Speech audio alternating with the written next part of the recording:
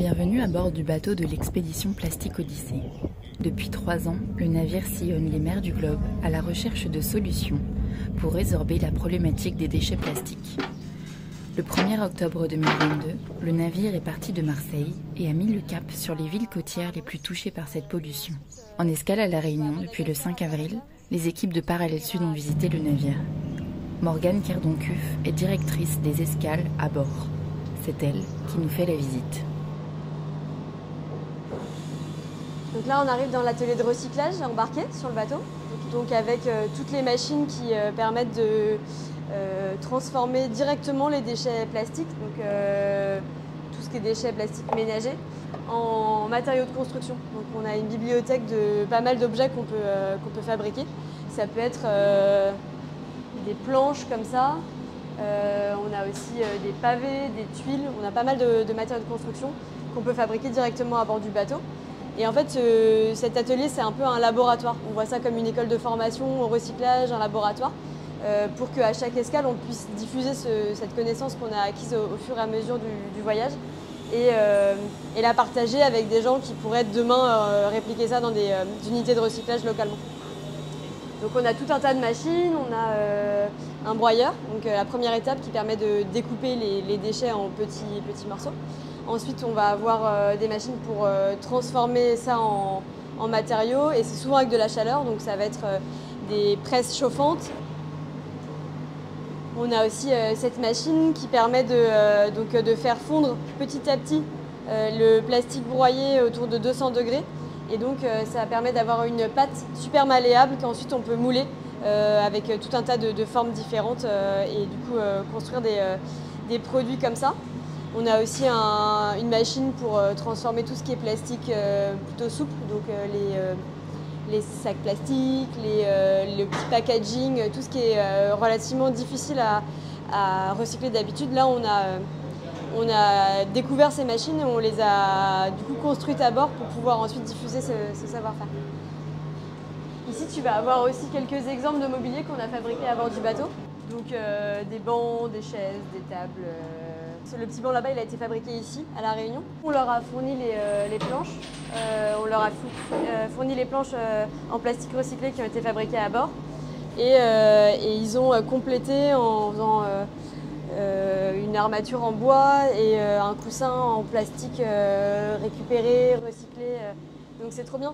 Nous, c'est vraiment l'objectif aussi, c'est de travailler avec des acteurs locaux, de leur montrer ce qu'il est possible de faire avec ces nouveaux matériaux et puis qu'ils se l'approprient. Ils avaient déjà les machines de menuiserie chez eux. Donc du coup, c'est sympa de les faire tester, quoi.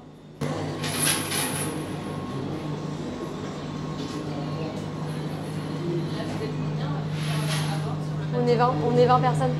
On est 20 personnes à vivre à bord et du coup, c'est vrai que c'est une taille qui est intéressante pour tester le mode de vie zéro déchet aussi, à une échelle un peu plus large que la famille zéro déchet. Donc du coup, on est un peu nos propres cobayes aussi sur comment réduire l'utilisation du plastique. Du coup, là, on passe dans les zones de vie du bateau. Donc c'est là où on vit à 20, du coup, on travaille, etc. Donc on a tout un tas de poubelles parce qu'on analyse tout ce qu'on produit en termes de déchets. Et donc pour bien analyser, c'est important de bien trier. Ensuite, comme ça, on peut peser, on peut quantifier, qualifier tout ce qu'on va consommer.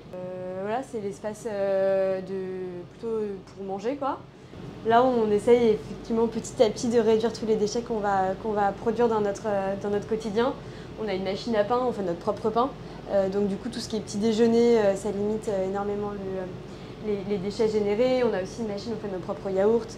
Tout ce qui est un peu boisson, on n'a plus de bouteilles il n'y a plus de bouteilles en plastique, quoi, dans notre quotidien. Et petit à petit, on cherche des améliorations. C'est l'initiative de Tristan qui a suivi le défi zéro déchet ici à La Réunion et qui nous a donné des petites boîtes pour qu'on puisse, quand on part sur le terrain, on évite les barquettes à usage unique, etc. Okay. Déjà, il y a eu 500 enfants qui sont venus sur le bateau. Donc, tous les matins, on avait pas mal de classes, donc trop cool. C'est hyper important pour nous de faire de la sensibilisation auprès des jeunes On a un programme pédagogique aussi qui s'étend sur l'année. Et donc du coup, venir visiter le bateau, c'est un moment fort de ce programme pédagogique. Donc pour nous, c'était l'occasion. Après, on a eu pas mal de tables rondes thématiques. On a eu une table ronde avec des scientifiques qui vont embarquer à bord du bateau pour expliquer en fait quels sont les enjeux de la pollution plastique ici en océan Indien et quels sont les thèmes de recherche en fait associés à la pollution plastique. Et c'est vrai qu'il y a plein de sujets, on n'imagine pas forcément qu'on se pose toutes ces questions en fait, liées à ça. Donc il y a un gars qui étudie les pathogènes, par exemple les bactéries qui vont être véhiculées par les déchets plastiques qui se retrouvent dans l'océan et qui peuvent flotter d'une île à une autre. Voilà, il y a une chercheure qui étudie les mouvements de ces plastiques, d'où ils viennent, par qui ils sont émis, comment ils se diffusent à l'échelle de l'océan Indien, donc c'est hyper intéressant. Et puis pour pouvoir lutter contre ça, il faut bien comprendre en fait la source et comment ça fonctionne, d'où ça vient. Donc c'est clé. Il y a aussi des gens qui travaillent sur les sciences sociales et c'est une question qu'on se pose ici beaucoup à bord du bateau. Si on veut vraiment réussir à enclencher un changement, c'est beaucoup dans les changements d'habitude, dans les changements d'usage et ça c'est beaucoup dans la tête. Donc les sciences sociales c'est hyper important. Voilà, là on a la cuisine. Donc une grosse partie en fait du challenge de réduction de notre plastique à usage unique, elle vient de l'alimentation, elle vient des approvisionnements, donc quand on fait nos courses, etc. Donc ça c'est un gros travail pour nous de trouver à chaque escale les lieux, les manières de se nourrir sans consommer de plastique à usage unique.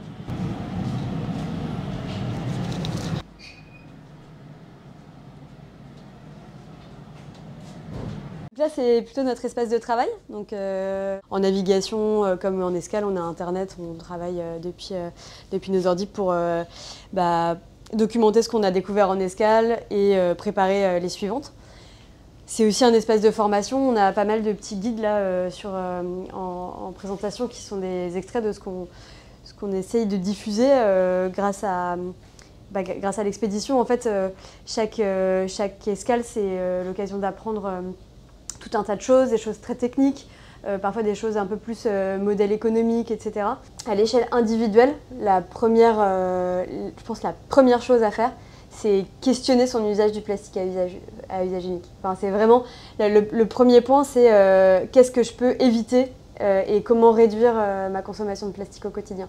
Ça, c'est vraiment à l'échelle individuelle, en tout cas, le premier truc à mettre en place parce que la solution, elle viendra que en changeant d'usage et en arrêtant de consommer tout ce plastique qu'on consomme tous les jours. Il y a un sujet qui est clé dans le recyclage, c'est la collecte. Et donc, c'est vrai que bien trier et bien faciliter en fait, le travail des gens qui vont derrière essayer de recycler, c'est primordial. Se renseigner localement sur quels sont les modes de collecte mis en place, s'il y en a. Parfois, il n'y a pas forcément d'infrastructure publique de collecte, mais il peut y avoir des initiatives, des points de collecte, etc. Et ça, en tant qu'individu, c'est quelque chose sur lequel on peut contribuer et apporter sa petite pierre à l'édifice. Et après, c'est clair que d'un point de vue global, il faut qu'il y ait davantage de systèmes de valorisation qui soient mis en place.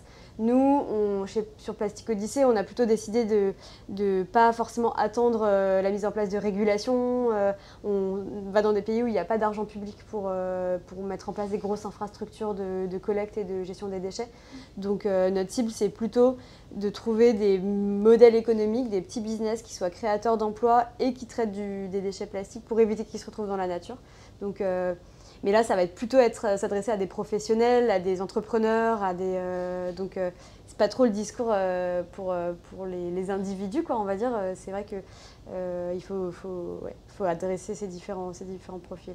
Et après, le bateau, pour nous, c'est aussi le moyen de faire passer des messages auprès des décideurs politiques. Donc, à chaque escale, on essaye de les faire venir sur le bateau pour partager ce qu'on a vu ailleurs et pour essayer de mettre sur le dessus de la pile ce sujet de la pollution plastique et des solutions qui peuvent être mises en place pour y répondre. En fait, justement, nous, c'est une approche qui est assez humble. En fait, on n'a rien inventé. Et le modèle qu'on essaie de mettre en avant, c'est un modèle qui est inspiré de ce qui se fait de bien dans les pays du Sud, donc qui sont vraiment les pays où on se déplace, quoi. Et on n'est vraiment pas dans une approche de donneur de leçons, on est vraiment sur créer une communauté et mettre en lien des gens. on met en lien des gens d'Amérique du Sud avec des gens d'Afrique de l'Ouest, avec des gens d'Asie du Sud-Est. C'est eux les sachants. Nous, on n'est que un peu le relais, quoi. Donc, de toute façon, ils voient bien, les gens qui viennent à bord, qu'ils nous apprennent autant que ce qu'on leur apprend. C'est vraiment du partage de connaissances.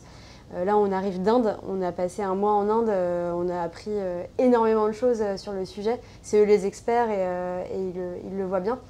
En revanche, je pense que ce qui est apprécié et ce qui fonctionne bien aussi dans notre approche, c'est que généralement le sujet des poubelles, le sujet des déchets, c'est un peu le parent pauvre, c'est pas un truc qui est valorisé.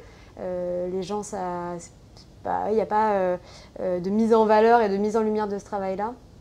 Quand tu es recycleur en Amérique du Sud depuis des années et des années et que en fait, ton métier, ton savoir-faire est mis en lumière grâce à, et valorisé avec le bateau par exemple, les gens ils en sortent vraiment fiers, quoi, ils se sentent je pense compris et considérés.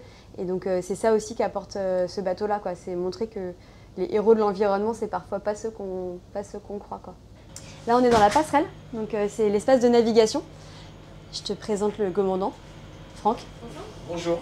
Ce bateau, c'est donc 20 personnes en tout, dont 9 marins professionnels, principalement pour l'entretien, la gestion du bateau.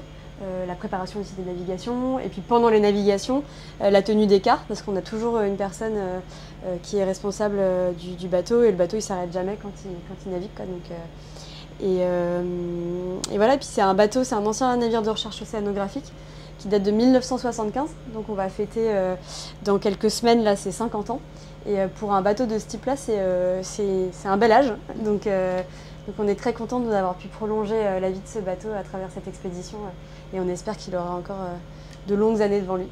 En fait, il n'y a pas tant que ça de déchets qui flottent. Finalement, là, on dit qu'il n'y a que 1% de déchets qui atteignent l'océan, qui flottent, le reste coule ou se dégrade très très rapidement. C'est pour ça que notre action elle est vraiment à terre. Elle est beaucoup plus dans la formation et le travail avec les collecteurs à terre pour faire en sorte que le plastique ait de la valeur à terre et qu'il ne se disperse pas dans la nature. Donc des déchets flottants, on n'en a pas vu tant que ça. Après, on a vu, ça nous est arrivé de croiser des déchets plutôt issus de la pêche, et notamment de tomber sur une tortue qui s'est prise dans un filet et qui est un peu en train de flotter. Donc ça, on en a secouru une. C'était un petit moment d'action là pendant une des navigations. C'était vers le Cap-Vert. Mais non, après on a vu un frigo, on a vu des trucs qui flottent comme ça, mais ça reste assez anecdotique en fait. En mer, quand tu navigues, tu vois pas tant que ça de déchets flottants. C'est principalement au niveau des côtes que là, c'est un peu alarmant. Si vous avez aimé cette vidéo de Parallèle Sud, média réunionnais indépendant, partagez-la. Et si vous voulez soutenir la liberté de la presse, faites un don sur notre site parallèlesud.com. L'info est un droit, mais elle a un prix.